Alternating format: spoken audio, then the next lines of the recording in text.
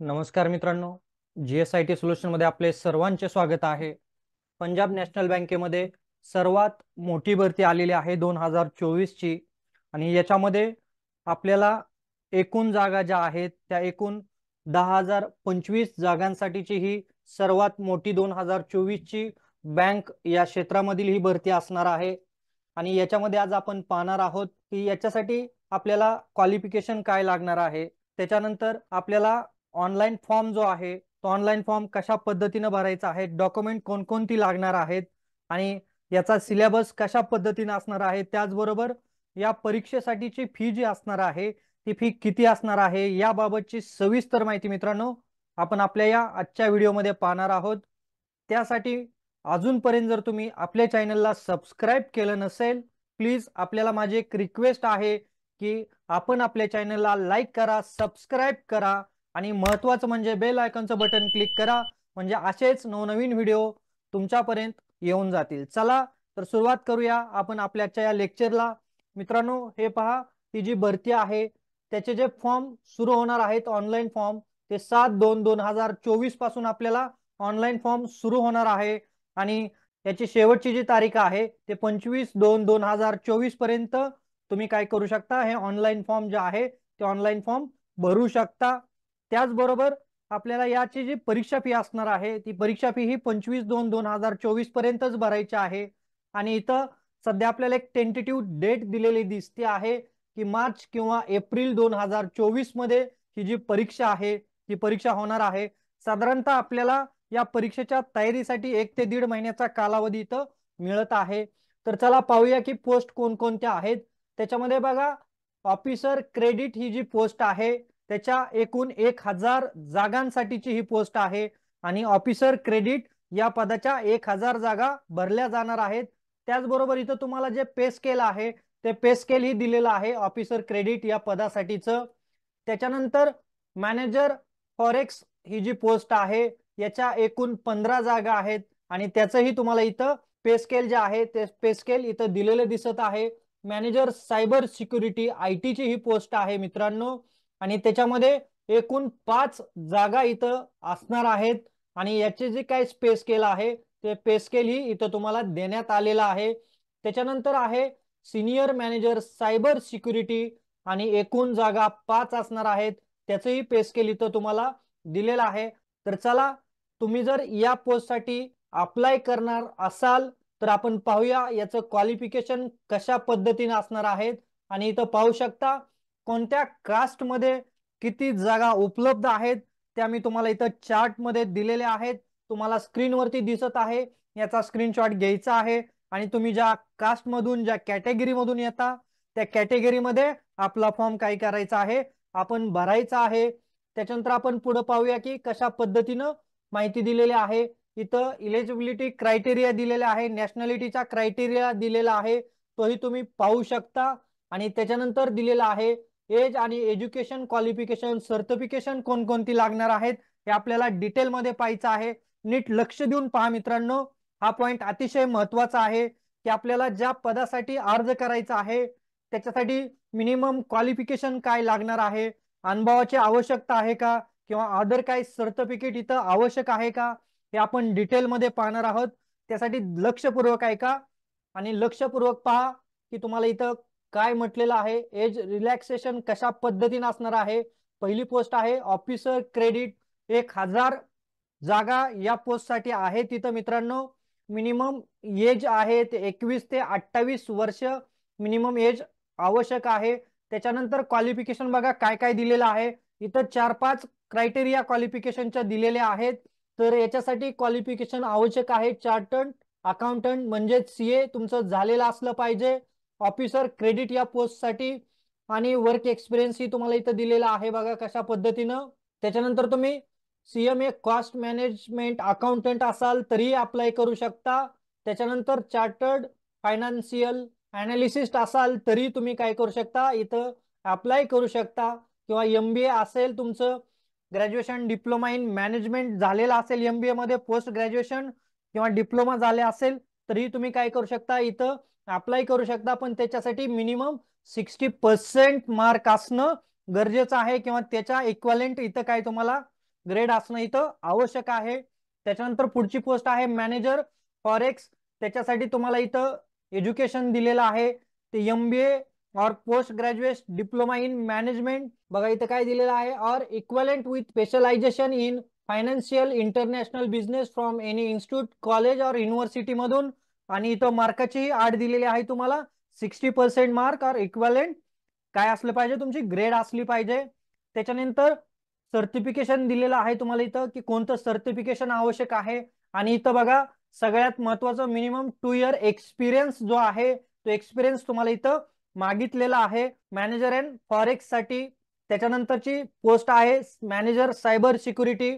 इथं बघा फुल time BTech आवश्यक आहे किंवा फुल टाइम तुमचं MCA झालं असेल आणि त्याच्यामध्ये तुम्हाला 60% किंवा इक्वलंट ग्रेड असेल तर तुम्ही काय करू शकता, मॅनेजर सायबर सिक्युरिटी या पोस्ट साठी अप्लाय करू शकता. आणि मिनिमम एज दिलेला आहे 25 ते 35 वर्ष इथं मिनिमम तुम्हाला एज देण्यात आलेला आहे. याच्यासाठी बघा सर्टिफिकेशन कोणकोणते देण्यात आलेले आहेत मित्रांनो. तुम्ही जर IT मध्ये करिअर करायचं असेल किंवा जे विद्यार्थी 12वी नंतर IT मध्ये करिअर करू इच्छिता त्यांच्यासाठी आपल्या चॅनलवरती वेगवेगळे जे कोर्स आहेत IT रिलेटेड त्याचं डिटेल माहिती दिलेली आहे. तर तुम्ही आपल्या या चॅनलवरती जाऊन तुम्ही या कोर्सची माहिती घेऊ शकता. जर तुम्ही 12वी नंतर जर IT मध्ये तुम्हाला करिअर करायचं असेल तर पहिलं सर्टिफिकेशन इथं मागितलेलं आहे CCNA Cisco certified network associate. त्याच्यानंतर CCNA सिक्युरिटी जे सर्टिफिकेट आहे ते मागितलेलं आहे. याच्यातील कोणतंही एक सर्टिफिकेट झालेलं असणं आवश्यक आहे. Check Point certified security expert जे सर्टिफिकेट आहे तेही सर्टिफिकेट चालू शकतं. तर इथं तुम्हाला मिनिमम 2 इयर एक्सपिरियन्स मागितलेला आहे. IT मध्ये तुम्ही काम केलेलं किंवा IT सायबर सिक्युरिटी मध्ये. इथं बघा IT मध्ये तुम्ही लार्ज डेटा सेंटर किंवा अन्य डेटा सिक्युरिटी ज्या आहेत त्या सिक्युरिटी हँडल केलेल्याचा तुम्हाला हँड्स ऑन एक्सपिरियन्स इथं मागवण्यात आलेला आहे. जर तुमच्याकडे तो एक्सपिरियन्स असेल तर तुम्ही काय करू शकता, मॅनेजर सायबर सिक्युरिटी या पोस्ट साठी अप्लाय करू शकता. चला पुढे बघूया पुढची पोस्ट काय आहे.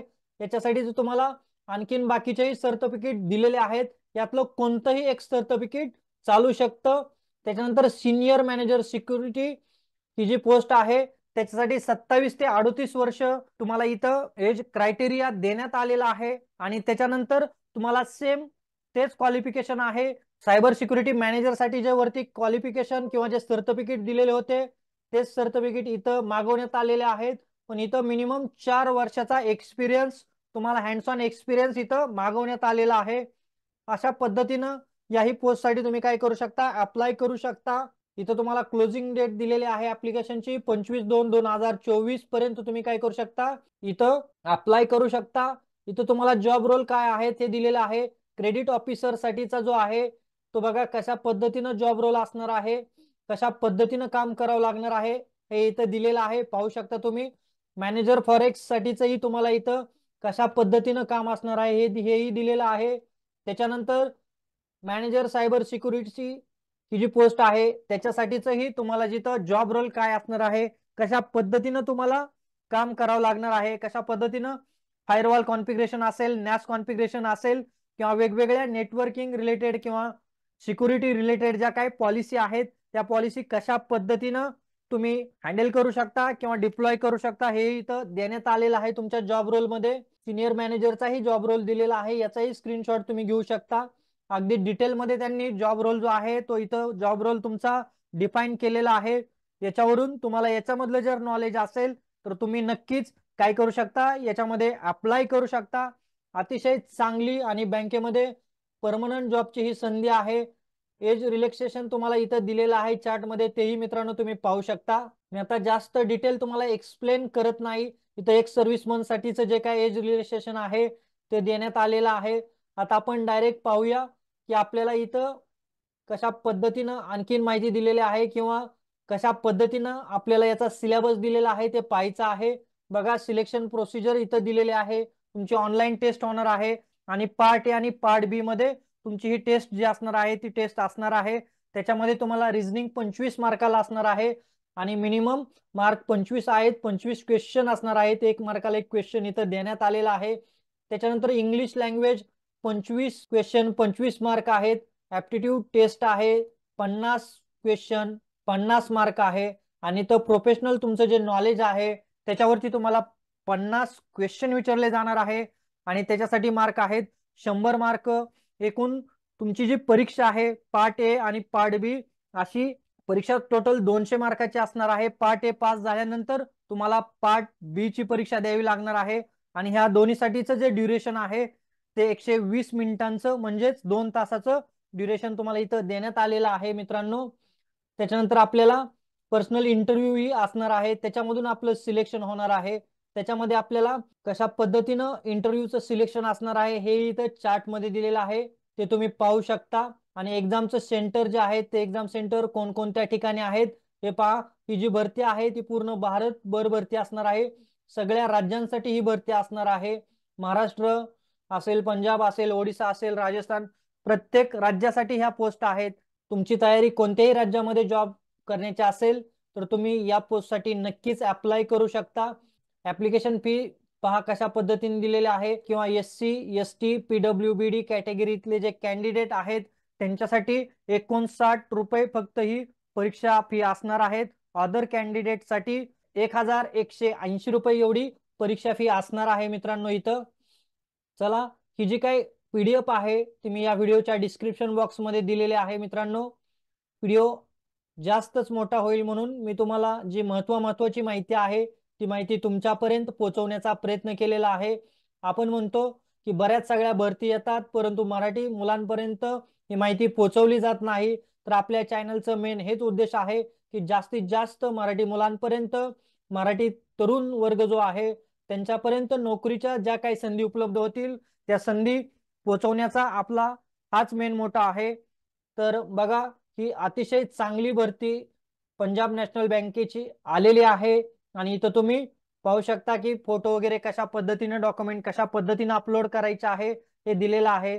तर चला मित्रांनो, ही जी काही PDF आहे ती PDF मी आपल्या व्हिडिओच्या डिस्क्रिप्शन बॉक्स मध्ये तुम्हाला त्याची लिंक दिलेली आहे आणि तुम्ही नक्कीच हे फॉर्म भरणार असेल तर तुम्ही नक्कीच बँकेमध्ये जॉब करण्याची इच्छा बाळगलेली असेल तर लगेच अप्लाय करा। 25 तारीख शेवटची आहे आणि तुम्हाला आपला आजचा व्हिडिओ कसा वाटला हे मला कमेंट बॉक्स मध्ये सांगा। याबाबत अधिक माहिती हवी असल्यास तुम्ही मला कमेंट बॉक्स मध्ये विचारू शकता, तुमच्या प्रत्येक प्रश्नाचं मी उत्तर देण्याचा नक्कीच प्रयत्न करेन। आणि अजूनपर्यंत मित्रांनो तुम्ही आपल्या चॅनलला सबस्क्राईब केलं नसेल तर प्लीज माझी एक रिक्वेस्ट आहे, आपल्या चॅनलला सबस्क्राईब करा, लाईक करा आणि ही जी काही व्हिडिओ आहेत ते जास्तीत जास्त गरजू मराठी विद्यार्थ्यांपर्यंत पोहोचवा। भेटूया अशाच नव्या माहिती बरोबर। जय हिंद, जय महाराष्ट्र।